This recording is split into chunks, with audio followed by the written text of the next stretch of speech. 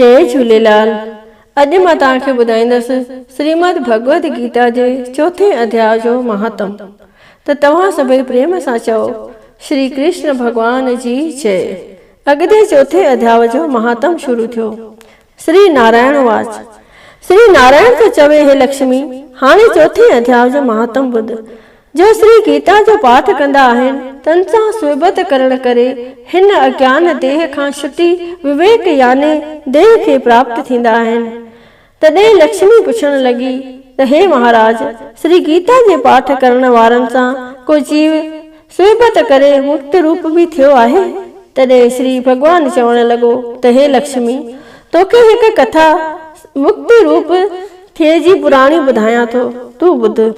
भागीरथी यानी गंगा नदीअ जे किनारे ते काशी नगर आहे। ताते हिकु वैष्णु साधु रहंदो हो जो गंगा सां स्नान करे श्री गीता जे चौथे अध्याय जो पाठ कंदो हो ऐं हुन साधुअ वटि तपस्या जो पाठ हो। हिकु ॾींहुं हू वन ॾे वियो। उते हुन चङी जॻह वृक्षनि जी ॾिठी ऐं कमल जे फुलनि जो तलाउ भी हो। तन वणनि जे छाया में वेही रहियो। उहे ॿई वण ॿेड़ियुनि जा हुआ, पर थोरा हिक ॿिए खां परभरो हुआ। उते वेठो हुन साधुअ खे निंड अची वई। संदसि पेर हिक ॿेर सां पे लॻा ऐं मथो ॿिए ॿेर सां पे लॻुसि। से ॿई ॿेरियूं साधु जे पेर छुअण सां किरी पयूं। तन जा पन सुकी विया। परमेश्वर जे कृपा सां ॿिन्ही ॿेरनि हिकु ब्राह्मण जे घर कन्याउनि जो जनम वरितो। हे लक्ष्मी, पोइ तपस्या करे पलजण लॻियूं। जॾहिं वॾियूं थियूं तन जे माता पिता चयो, हे कन्याऊं, असां तव्हांजो विवाह था करियूं। तॾहिं हिननि ॿिन्ही माता पिता खे चयो, असां विवाह न कंदियूंसीं, छो त हुननि खे पंहिंजे अॻिले जन्म जी सुध हुई। उहे जात जूं शूद्र हुयूं। तन चयो त असांजे मन में हिकु आशा आहे, जे परमेश्वर उहा पूरी करे त असीं शादी कंदियूंसीं।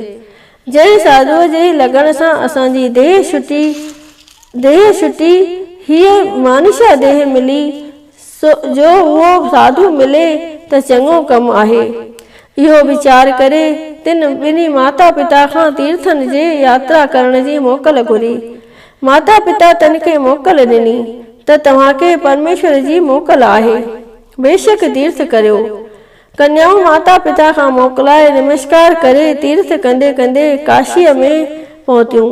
उते वञी छा ॾिठऊं त उहो तपस्वी साधु वेठो आहे, जंहिंजी कृपा सां असांजो ॿेरनि जो जनम छुटो हो।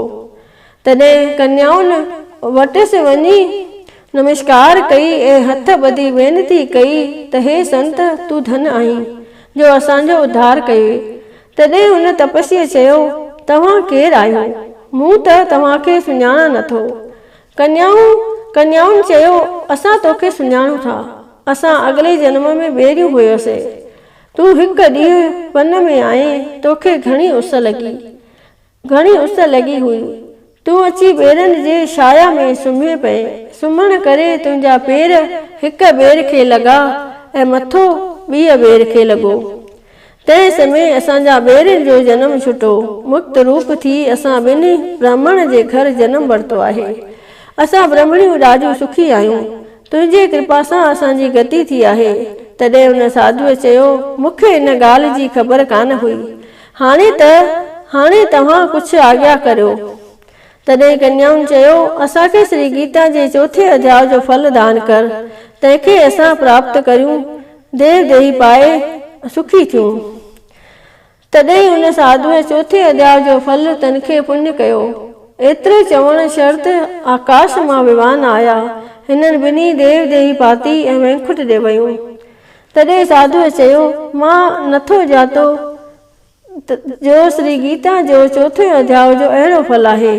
तॾहिं हू साधु मन चित करे रोज़ पाठ करण लॻो। तॾहिं श्री नारायण चवण लॻो, हे लक्ष्मी, ही चौथे अध्याय जो महात्म आहे, सो तो ॿुधो। इति श्री पद्म पुराणे सती ईश्वर संवादे उत्तराखंडे श्री गीता महात्म नाम चौथो अध्याय संपूर्ण थियो। सभई प्रेम सां चओ श्री कृष्ण भगवान जी जय।